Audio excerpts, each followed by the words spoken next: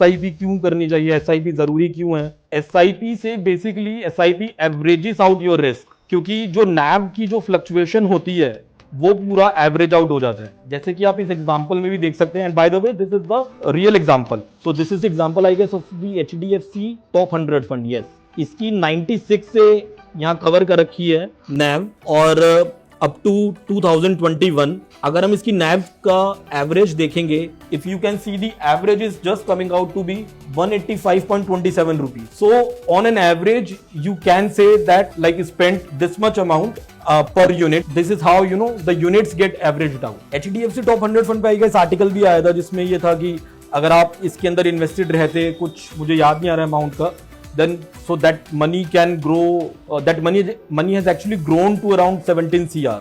मैं वही बात बता रहा हूं, देखिए बार बार मैं आपका फोकस मैं समझ रहा हूं कि आपको एक बिल्कुल गारंटीड चाहिए, लेकिन आप एक बात समझिए, आप अगर एक टाइम पीरियड मुझे बताएं कि आप 3 साल के लिए 5 साल के लिए पैसा रखने में विलिंग है, तो कोई रिस्क नहीं होगा, because money will be allocated in such a way. जिस बंदे का रिस्क एपिटाइट उतना है ही नहीं, उसको मैं एक स्मॉल कैप या मिड कैप रिकमेंड कर दूं, तो I guess I am not a good financial planner in such a case. तो वो एक चीज है, सेफ्टी कम्स फर्स्ट। मतलब ऑब्वियसली जो रिटायर्ड बंदे हैं या फिर जो नियरिंग रिटायरमेंट है या फिर जिनका रिस्क एपेटाइट कम है, उनके लिए सेफ्टी कम्स फर्स्ट, तो फंड्स भी उस तरीके से ही रिकमेंड होंगे। देन 100 करोड़ भी हम एक्यूमुलेट कर सकते, और ये मतलब वो चीज नहीं है कि मुंगेरी लाल के हसीन सपने दिखाने वाली बात है। मतलब ये चीज वो है कि जो हम कर सकते हैं, जो चाहिए वो पेशेंस चाहिए और डिसिप्लिन चाहिए और पैसा चाहिए।